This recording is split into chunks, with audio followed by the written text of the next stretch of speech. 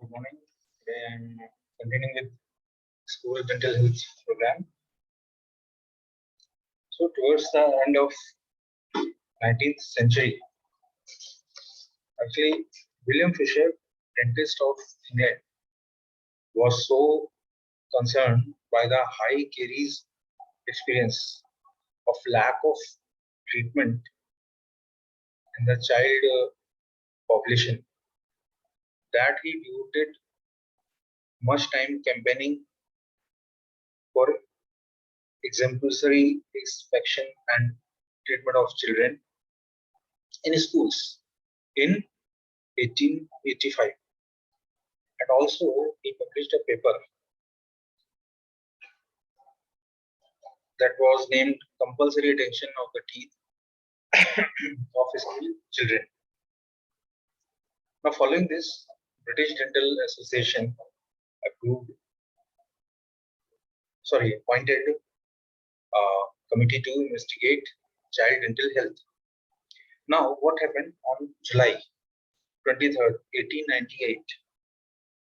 School Dentist Society was formed in London, and after this, the beginning of school health services in India that dates back to 1909, when for the first time medical examination of school children was carried out in Baroda city.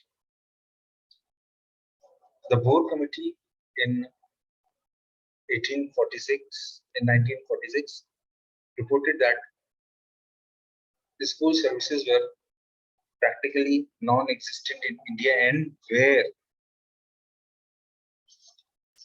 they existed, they were in underdeveloped stage. So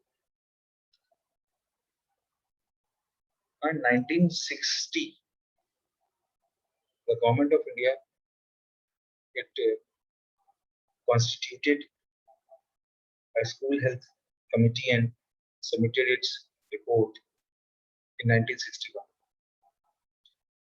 In January 1982, the task force constituted by the government of India to accomplish the school health survey project,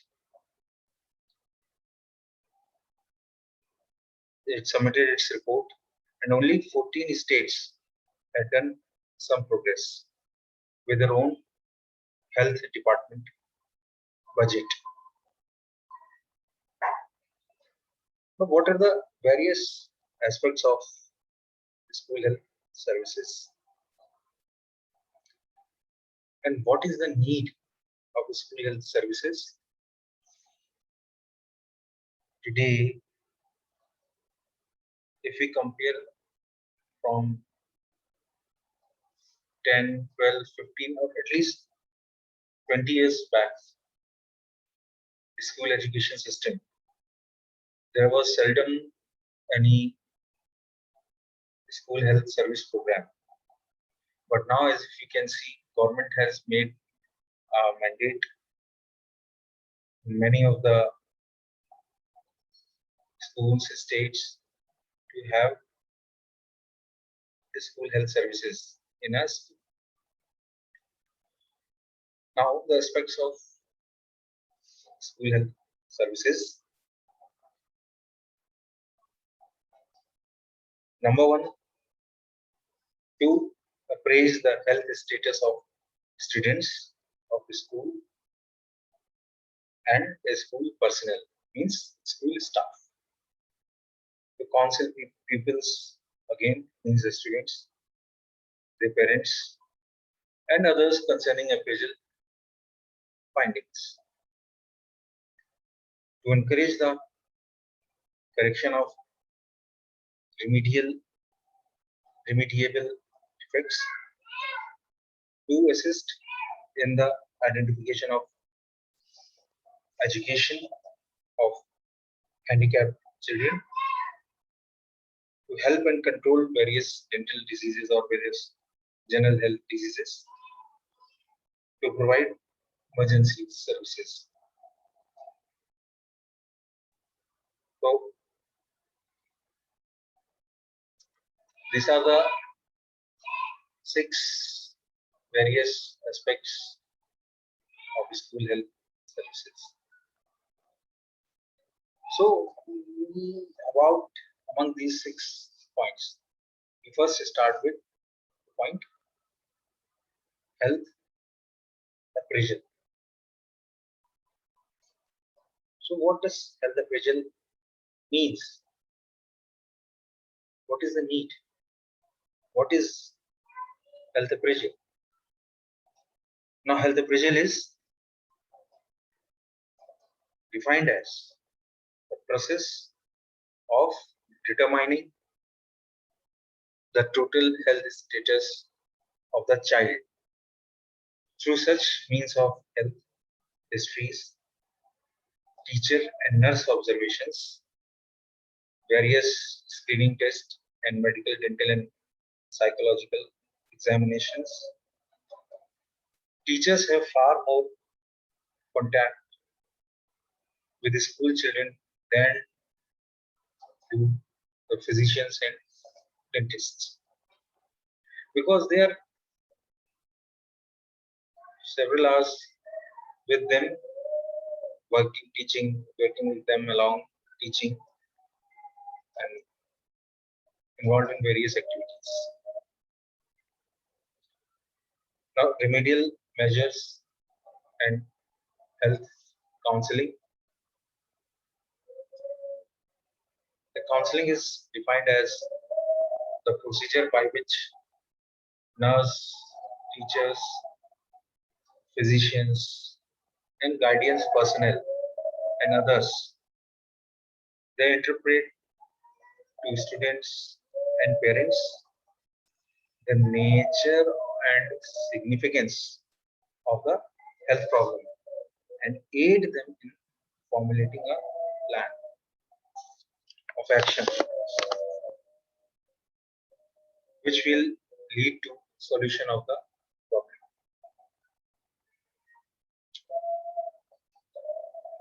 Now, the healthful school environment. We shall talk about this also.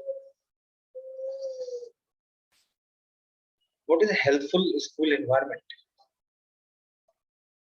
See, the school is a part of the environment in which any single child grows and develops, and of course learns about the daily things.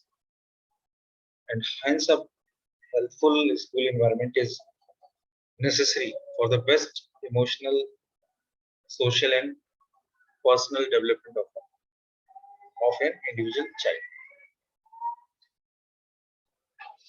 So, location centrally situated with proper approach to roads,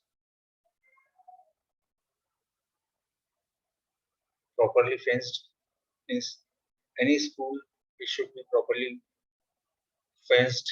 It has clear boundaries. It must have clear boundaries, and it shall situated centrally with proper convenience, bus, vehicles, bikes, anything. The site should be at least 10 acres of land for higher elementary and 5 acres for primary school, with an addition of 1 acre per 100 students. These are some ideal requisites for any school. To start some school.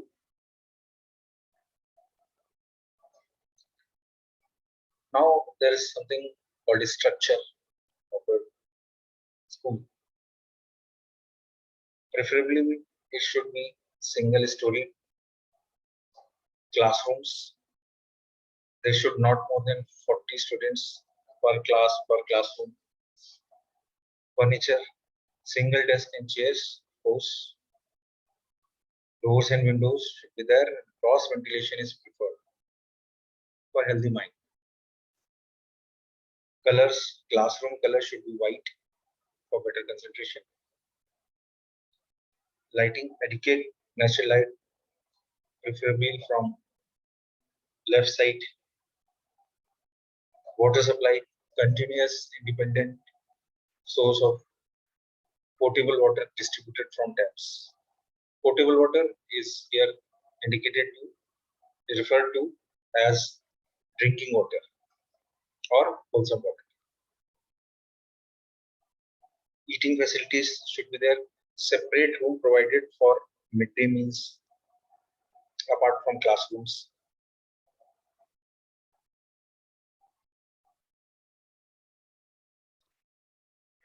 There should be lavatory arrangements. It should be separately made for boys and girls, both for male students and female students. Nutritional services. A child who is physically weak will also be mentally weak and cannot be expected to take full advantage of his schooling. Hence, the diet of the school child should be an important part of the school services.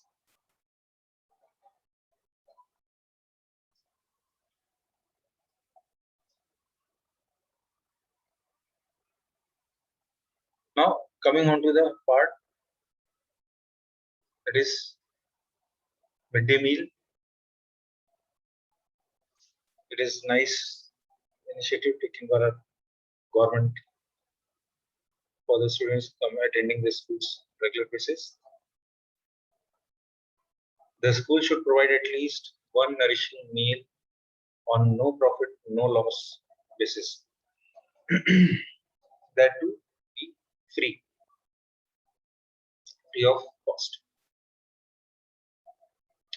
The meal should provide at least 1/3 of daily calories requirement and about half of the daily protein requirement of the child. This midday meal program is sponsored in India by CARE Foundation, that is Cooperative for American Relief Everywhere, and it is operating in India since 1950. Coming on to the next one, emergency and first aids. Since teachers are the first to come in contact with any emergency in the school, they should be trained in handling simple emergencies. Dressing wounds, simple cut of bruise should be dressed well and covered well with primary dressing, then secondary dressing, gauze bandage use, etc. Mental health. Now, a school is a strategic place for shaping the child's behavior and, of course, promoting mental health. The school should have enough relaxation and physical education in between periods of learning. Now, coming into the maintenance of school health records. These records are useful in analyzing and evaluating school health program and to provide a useful link between the home, the school, and the community.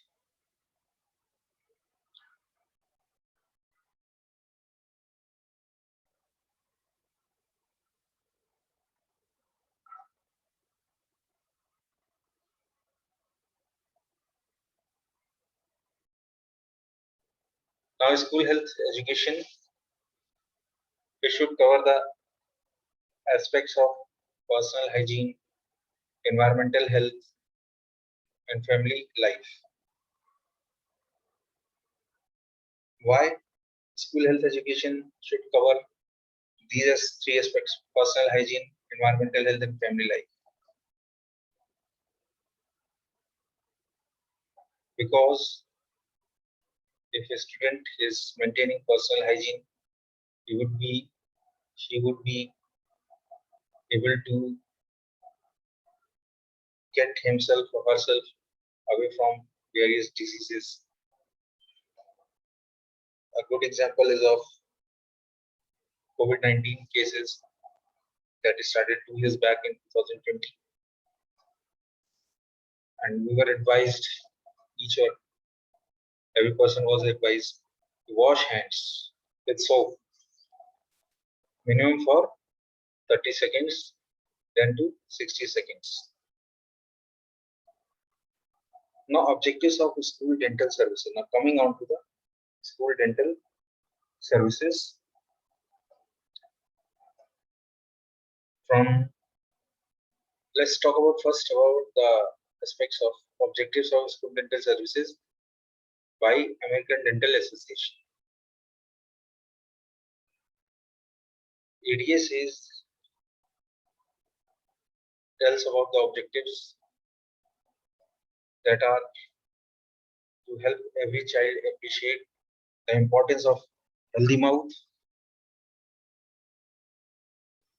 to help every child appreciate the relationship of dental health to general health, as there is a saying that oral health is a gateway to general health. Now, to encourage dental health practices, personal care, professional care, proper diet, and oral habits. To enlist the aid of all groups and agencies interested in the promotion of school health. To correlate dental health activities with the total school health program, and to stimulate dentists to perform adequate health services for children. Now, there is a point in this objectives provided by ADA that point number 2, to help every child appreciate the relationship of dental health to general health. What is that point? That is, if oral hygiene is good, teeth are strong, cavity free, caries free, all dentition present, all teeth present, the student would be able to eat properly and healthy. It would he would or she would eat healthy and would chew, that would help to absorb food faster and properly in the body. Now, coming on to the next point,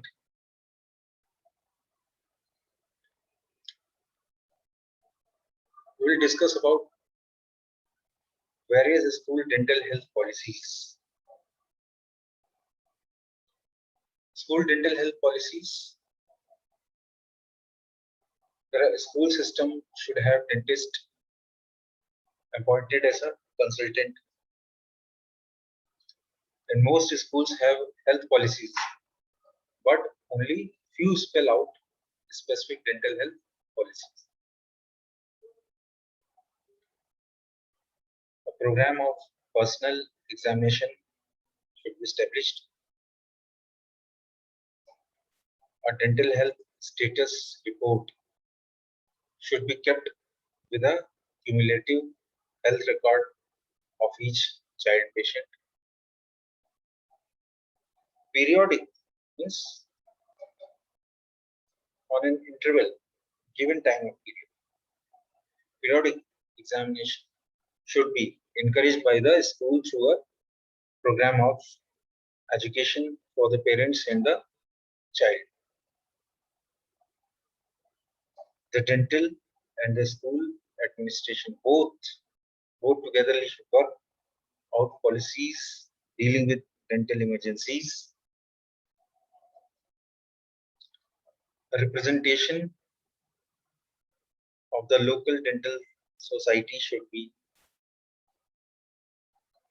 appointed as consultant of the school dental health program.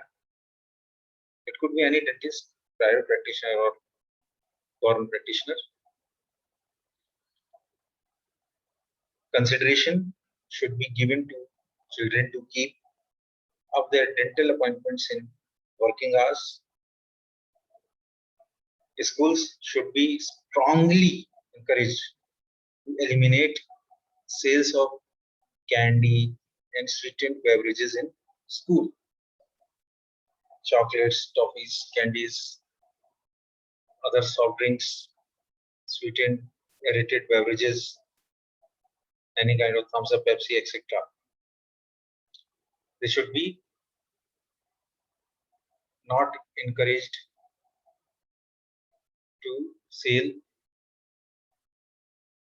these products within school premises or near the school premises. The teachers should not attend to provide emergency in school other than first aid. No, nothing. No plasters, no RCTs for root canal treatments for tooth, no plasters for broken, fractured fractures or any kind of fracture joints or any accidental happening. Should immediately refer to some good hospitals. Dental societies should work with schools in providing a mouth protector, and that program should be for athletes. Now, there are various guidelines for an ideal school dental program. They are like, be administratively sound. The administration should be very healthy, sound, and strong. The school dental program should be available to all children. There should be no casteism, no religion, no race, no creed, nothing, no reservations. Provide facts about dentistry and dental care, especially about self-care preventive procedures. The dentistry and dental care talk about brushing, advise brushing 2 times daily, one in the morning and one before going to the bed in the night. Floss, dental flossing, visiting dentist, etc. Now, aid in the development of favorable attitudes towards dental health should be provided. Provide the environment for the development of psychomotor skills necessary for toothbrushing and flossing.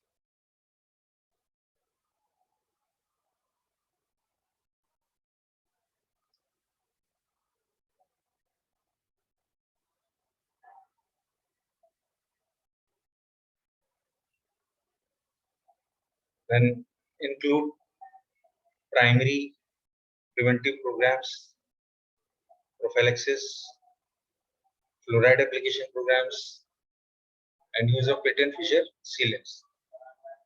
Various fluoride programs, solution swallow method, milk fluoridation, water fluoridation, etc.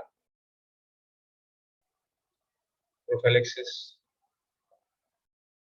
these things should be provided, included.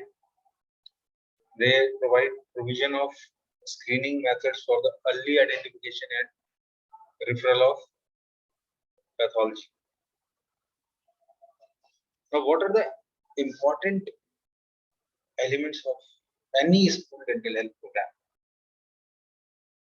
What would be the some important elements? They would be as improving school community relations, conducting dental inspections, conducting health education, performing specific programs, referral for dental care, follow-up of dental inspection. That what had happened earlier is still pertaining, or what are the improvements from past screening. In this way, we can keep a check upon the mechanical plaque control methods. Also, what chemical is being used for plaque control? Is it effective or not? Any disease, new, old, is prevailing, etc. So, improving school community relations.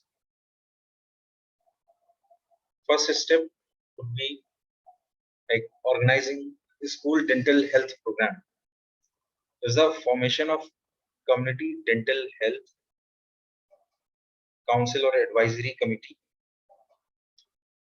It should include teachers, parents, health officers, community leaders, and administrators of the school and the dental profession.